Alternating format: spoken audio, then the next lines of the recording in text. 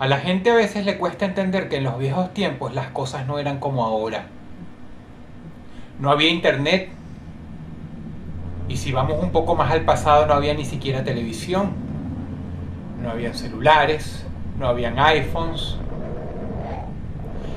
La diversión en aquellos tiempos era distinta a la de ahora. Tienen que entender una cosa, todos esos grandes inventos, todos esos grandes logros de la sabiduría de la humanidad por medio de la ciencia, cambiaron al mundo.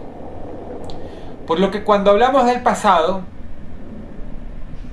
no hay que ser muy filosóficos para entender que nos referimos a un mundo muy distinto, habitado por humanos, sí, pero muy distinto. Es por eso que en las bodas de antaño, y cuando digo antaño me refiero de 150 a 200 años en el pasado, las cosas que hacía la gente para divertirse durante la recepción eran distintas a las de ahora. ¿Acaso tengo que seguir explicándolo?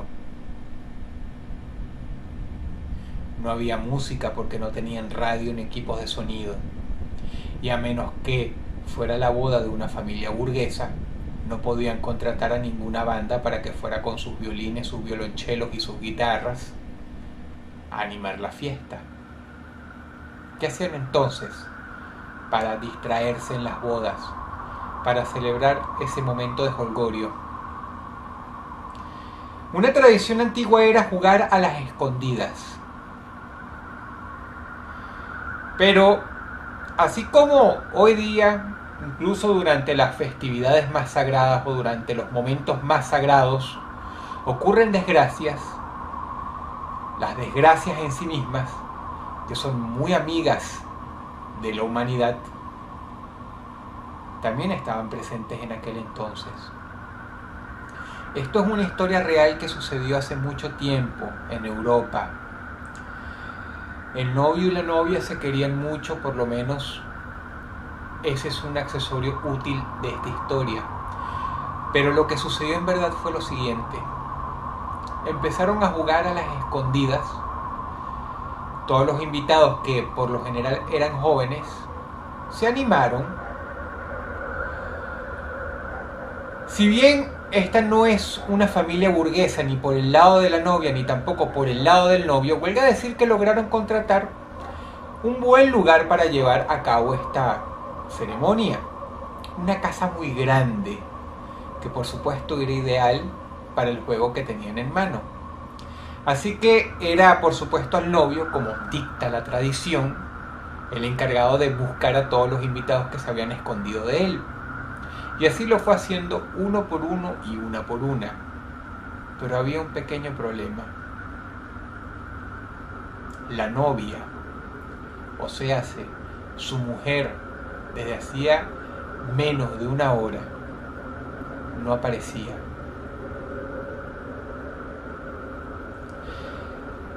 Esta historia no define los sentimientos del novio, pero quiero que se lo imaginen. Primero furia, después pánico. Furia cuando creía que ella estaba jugando una broma muy pesada, en el peor momento posible, porque no solamente era a él, sino a los invitados también. Y el papelonazo con su propia familia, con el papá de él, con la mamá de él. ¿Por qué no aparecía? Pasaron 30 minutos, los 30 minutos se convirtieron en 60, después en 60 más 2 horas y 3 horas, y entonces ya estaba todo el mundo buscándola.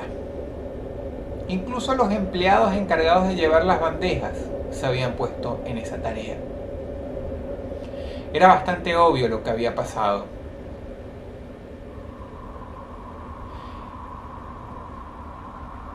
Ella se fue, decidió escaparse. Teorías, muy posiblemente hubo muchas. Tenía un amante, se lo pensó mejor, no lo quería realmente. Y el pánico volvió a convertirse en odio porque ¿cómo ella pudo hacer eso? ¿Por qué tuvo que esperar hasta el último momento para escaparse, para irse, para fugarse? El novio se quedó con un corazón muy roto y se forzó a olvidarse de ella, habiendo dejado atrás muy difícilmente una grave cicatriz, no solamente por el despecho, sino por la humillación.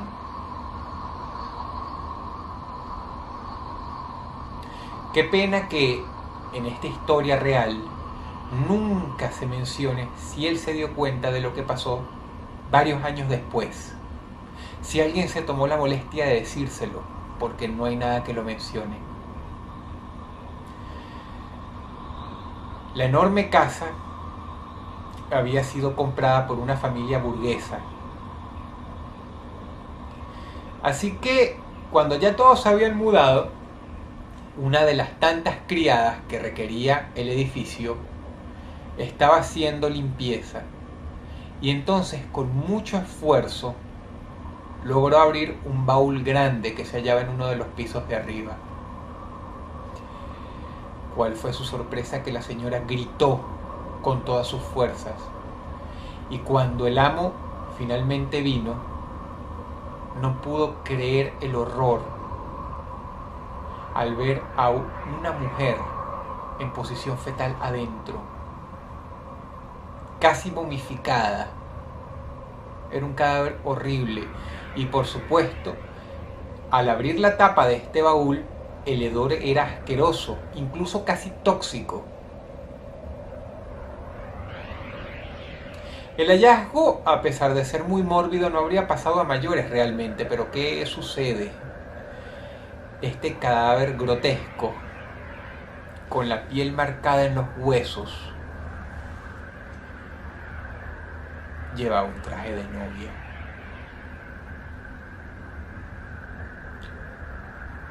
Resulta que esta mujercita se había quedado encerrada adentro por un fallo en el mecanismo de la cerradura de este baúl,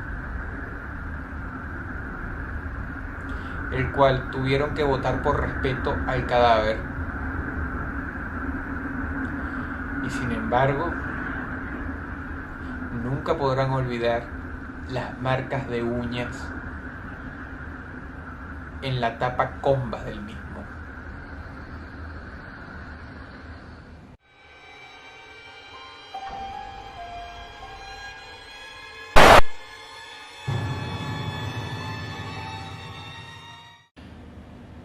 Un joven se halla en un viaje de estudios. Está celebrando, pasándola bien con sus amigos. El autobús los había llevado a un pequeño pueblo. Cuando yo digo pueblo, uno piensa en un lugar poco civilizado, casi desolado, pero podría decirse que no estaba mal. Era un lugar turístico, por lo tanto no era ni tan barato y por supuesto ni tan feo. La gente de ahí era bastante educada y eran personas que vivían del turismo. Ni bien se registraron en el hotel, fueron a la sala de recepción a tener todos una gran cena. Y es aquí cuando este muchacho, conversando en el lobby con sus amigos, escucha, durante una conversación con la recepcionista, que hay un cuarto que está completamente sellado en el último piso.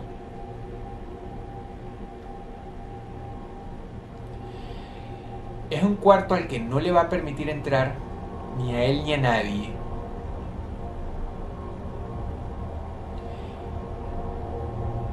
Y lo que escuchó a continuación fue una horrible historia de terror envuelta en el manto de una anécdota. Cada hotel tiene su historia y ahí había sucedido algo muy feo. Por eso habían decidido cerrar muy bien con candado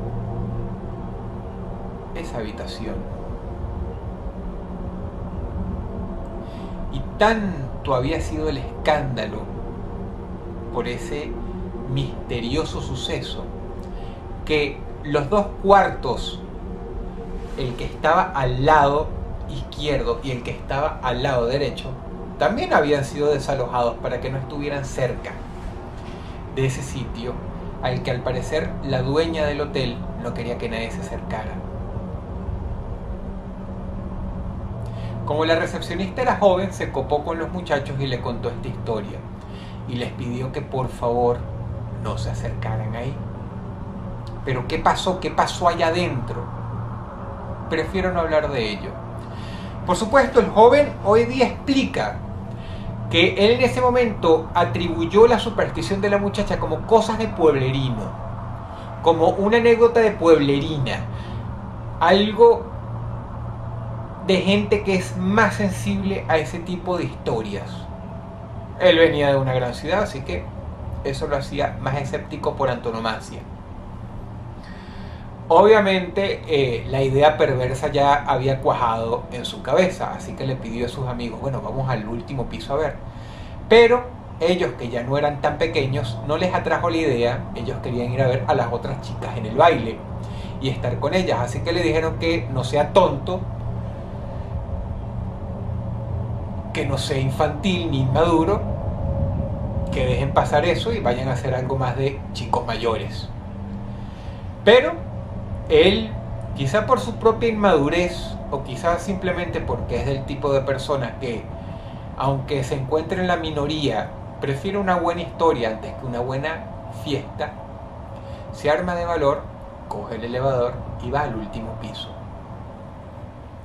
Cuando las puertas se abren de par en par frente a él, casi inmediatamente se arrepiente, porque era verdad, el pasillo estaba todo oscuro.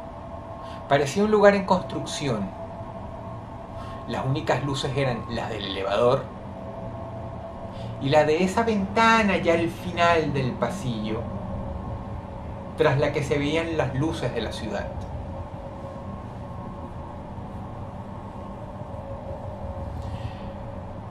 Él se arma de valor porque no tiene pareja, no tiene novia, no se siente bien en las fiestas. Muchos de ustedes sabrán esa sensación, así que ¿qué más tiene que hacer? No puede ir abajo como un perdedor ante sí mismo. Así que camina, va al cuarto mencionado por el número, lo logra ubicar,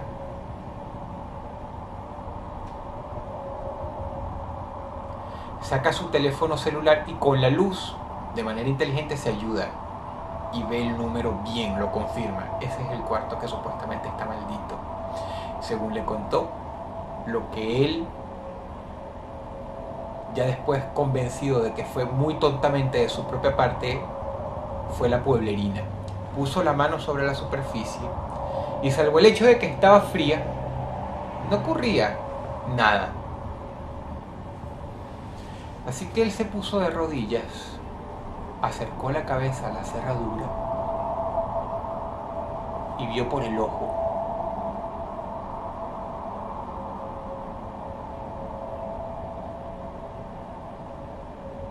¿Saben una cosa? Por dentro los cuartos tienen ventanas grandes, así que la misma lucecilla que lo ayudaba en el pasillo era la misma que lo estaba ayudando en el cuarto. Las luces de la ciudad reflejaban un poco por dentro.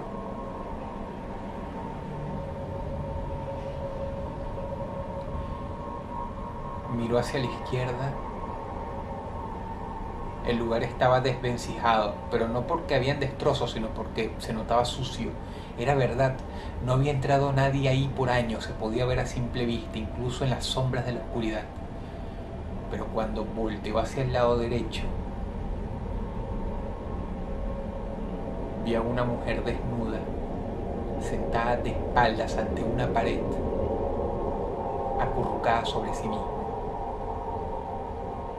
Podía ver sus cabellos moviéndose y a ella haciendo así, meciéndose. Él se asustó muchísimo, así que se levantó, muy a su pesar, hizo ruido porque gimió y se fue corriendo por el pasillo a llamar al elevador. Pero cuando el elevador se había abierto de par en par para recibirlo y tuvo que esperar los peores 30 segundos de su vida, se giró y aunque había sido llevado por el pánico, se tranquilizó al ver que, sea quien sea esa señorita que estaba allá adentro, no lo había seguido. De hecho, la puerta ni siquiera se había abierto.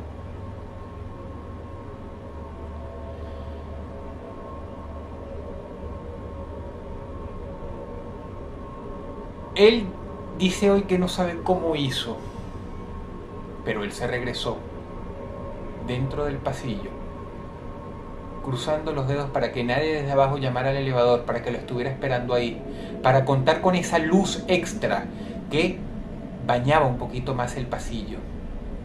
Se puso de rodillas otra vez y volvió a ver por el ojo de la cerradura. Esta vez lo único que vio fue algo rojo. Un rojo que cubría todo. Ya no podía ver ni la cama, ni la puerta del baño, ni la ventana, sino algo rojo, plenamente rojo. El ojo de la cerradura estaba bañado por algo rojo. Algo rojo y húmedo.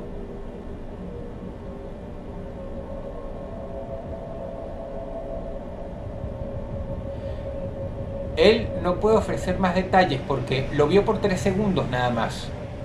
Se levantó otra vez con miedo, no presa del pánico, pero sí con mucho miedo, e hizo algo que se llama corricaminar. Ustedes saben qué es eso. Cuando estás caminando rápido, pero todavía no tienes el suficiente miedo como para empezar a correr. Se metió en el elevador y bajó. Acto seguido, esperó por más de 40 minutos a la chica que le había contado la historia. Cuando finalmente ella apareció tras la recepción, para reemplazar a la otra persona, él fue hasta ella y le dijo: mira, tengo que hablar contigo. ¿Qué pasó?, le preguntó ella. Perdón, pero fui solito arriba e hice lo que tú me dijiste que no hiciera. Y estoy ahorita muy asustado. Ella lo miró con mala cara, pero con comprensión, como solo una mujer puede ayudar a un hombre en un momento de horror, en un momento de desesperación.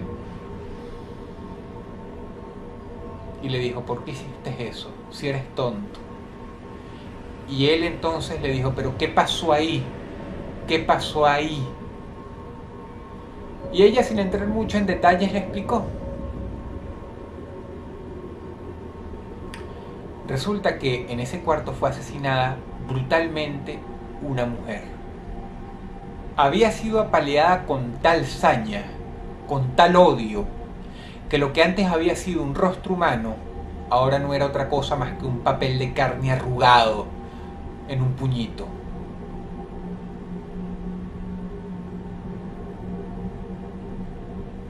Ya no parecía una mujer.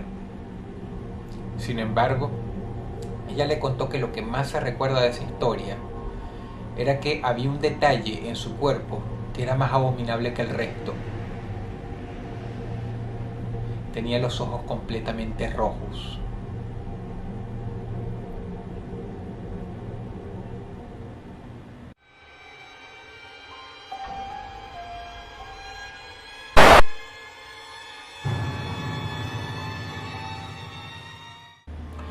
Tengo una pregunta que hacerte. ¿Qué tan lejos estarías dispuesto a llegar tú para hacerle una broma a alguien?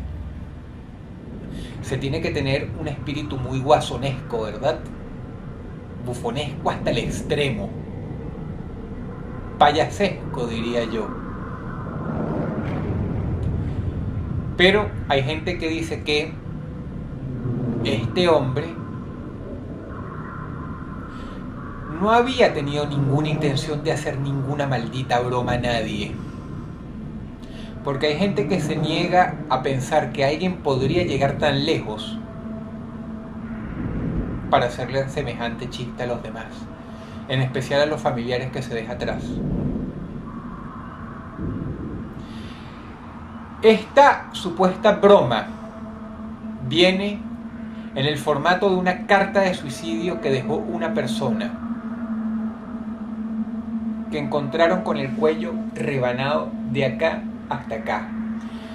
Las pruebas forenses descartaron que había sido un homicidio por la forma de la herida y por la posición exacta en la que encontraron el cadáver. Supieron que este individuo sí se había rebanado el cuello a sí mismo. Es muy difícil, pero es posible. Como si esto no fuera lo suficientemente horrible, resulta que lo particular de esta historia viene de, tal como mencioné antes, la carta de suicidio que él dejó detrás. Y es por ello que hasta hoy la gente se disputa si fue ora una broma, ora presa de la locura, ora una historia real. Era un hombre que había cambiado la ciudad por lo rural. No puedo inventar más detalles en esta historia porque sería hacer trampa. Lo único que se sabe es que él estaba metido en cosas turbias, pero no por drogas ni crímenes, no por traficar, no por robar o por comprar cosas robadas. Estaba metido en lo turbio porque a él le gustaba mucho este mundillo de lo paranormal. Le gustaban los rituales y era aficionante a ir a personas que leían el futuro, tarot, cartas, el habano, brujas, cosas por el estilo. Muchos hombres acuden a las prostitutas. Él acudía a este tipo de personas y sabía mucho al respecto. No era una casa con vecinos, o por lo menos las casas de los vecinos se podían ver, pero a lo lejos. Cuenta en la carta que él un día estaba en su casa, normalmente, sin hacer absolutamente nada, y una noche, cuando sube las escaleras, se da un baño y va a su habitación. Pero ¿cuál es su sorpresa? Que sobre la ventana se encuentra con un rostro del otro lado del vidrio. Esto hay que explicarlo muy bien porque, ¿saben una cosa? Es un segundo piso. Y sea lo que sea, ese individuo que tenía el rostro pegado a su ventana se había trepado y estaba con los pies colgando, o con los presuntos pies colgando, a por lo menos 6-7 metros.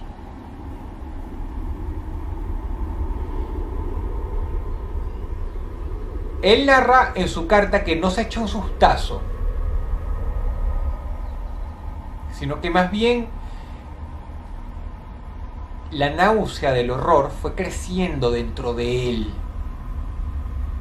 como un líquido caliente. Él se acercó y empezó a verlo de cerca. Y fue ahí cuando se convenció de que sea lo que haya sido esa cosa, no era humano. Era como si hubieran agarrado un rostro sin cráneo, como si fuera un pedazo de piel muy grande pegada a su vidrio. Era similar a como si una calabaza estuviera hecha de piel, con sus ojos y su boca bien tallada. y hubieran decidido pegar la presión sobre un vidrio. Pero por supuesto eso no era hacer justicia, porque los ojos eran muy grandes y eran completamente negros. Uno más enorme que el otro y más deforme. Uno era ovalado con gestos bastante rasgados y el otro era redondo, circular y crecía cada vez más, como si sintiera placer de verlo. Y la sonrisa era gigantesca.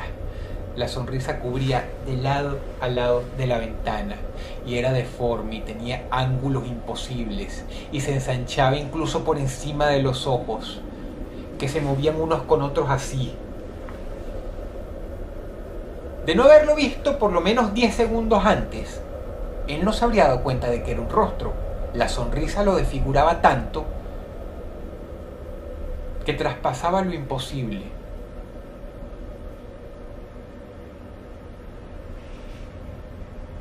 Él pegó un grito, pero al mismo tiempo se enfureció. Creyó que era una broma que le estaban jugando, un efecto especial de algún tipo. La mente piensa cosas muy rápidas, así que baja corriendo las escaleras, abre la puerta de su casa y mira hacia arriba. Sea lo que haya sido, esa cosa no está ahí.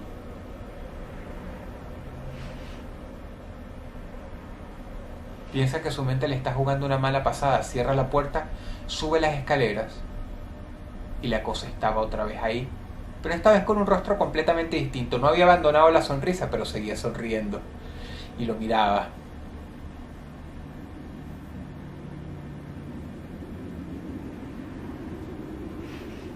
No se sabe, por medio de la carta de suicidio que él escribió, qué había sucedido, o por lo menos qué había sucedido durante esa noche, pero él reporta que al día siguiente lo volvió a ver.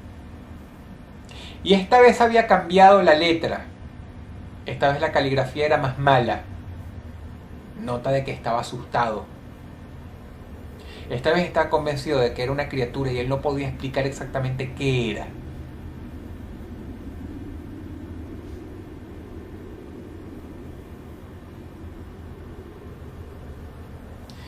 Él dijo que le gritó.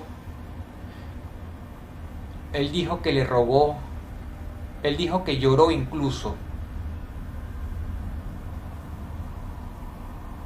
Quizá él se enteró de que esto no era ninguna broma, porque cuando fue a otra ventana, la criatura lo había seguido. Sabía que se podía mover, como si fuera una especie de caracol sin caparazón, muy rápido, que se deslizaba por la parte de atrás de su casa, por la parte de afuera, por las paredes, el techo y finalmente la ventana para ir a verlo. Como si él fuera el que estuviera en la pecera y esa asquerosa, horrible criatura estuviera afuera, mirándolo. Y sea lo que haya sido, disfrutaba mucho viéndolo.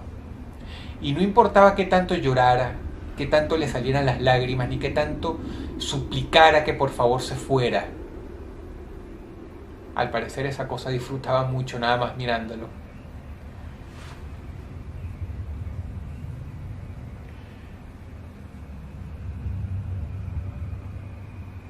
La carta no especifica por qué él nunca abandonó la residencia. Tenía familia, pero no un contacto sólido con ellos.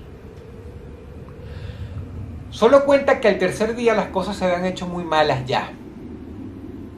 El hombre, en su desesperación,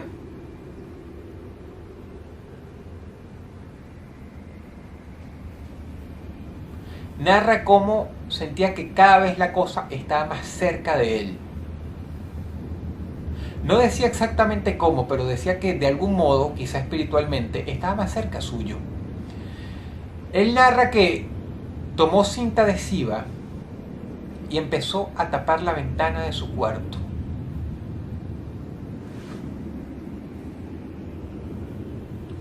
Cuando la cosa se dio cuenta de lo que estaba haciendo, su rostro se transformó por primera vez. Ya no tenía una sonrisa, estaba empezando a molestarse. Y él seguía jalando cintas y colocándolas sobre la ventana, una tras otra. Y mientras más lo hacía, la criatura más se enojaba, hasta el punto que empezó a gemir. El gemido se transformó en un gruñido, y el gruñido en un grito sobrenatural, que no habría podido salir de garganta alguna de cualquier criatura que nosotros conozcamos aquí en este mundo. El rostro se empezó a transformar en una mueca de ira tal que al parecer la carne de sus bocas se empezó a romper, se empezó a deshilachar, la carne se empezó a transformar en jirones, como si estuviéramos descosiendo algo y las cuerdas tratan de resistir pero se van rompiendo. Así era su boca de rabia, y los ojos se estaban haciendo cada vez más grandes hasta que eran enormes, gigantes, más grandes en su vacío negro que lo que le restaba de piel.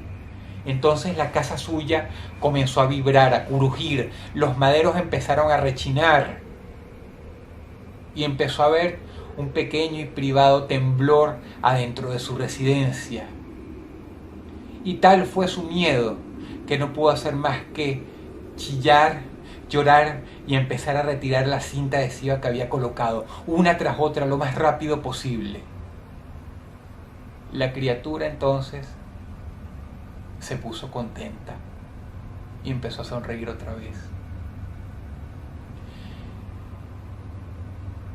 El hombre tuvo un ataque de histeria y empezó a golpear la ventana. La había golpeado con suficiente fuerza como para que él supiera que la debía haber roto, pero no la rompió. Sin embargo, el monstruo, creyendo quizá que él estaba jugando, hizo lo mismo. Golpeó la ventana desde su lado, muy suavecito, pero con una diferencia. Resulta que él sí podía romper el vidrio, porque este se agrietó. La página final y el párrafo final de la carta suicida había dejado en claro que él no podía escapar, que estaba condenado, que se arrepentía de todas y cada una de las cosas que había hecho para llegar hasta ese nivel, que si pudiera regresar al tiempo, gustoso cambiaría su vida, que pedía perdón a Dios y que la cosa, sea lo que fuera, estaba cada vez más cerca, que podía sentirla en su espalda en ese mismo momento y que estaba leyendo lo que él escribía.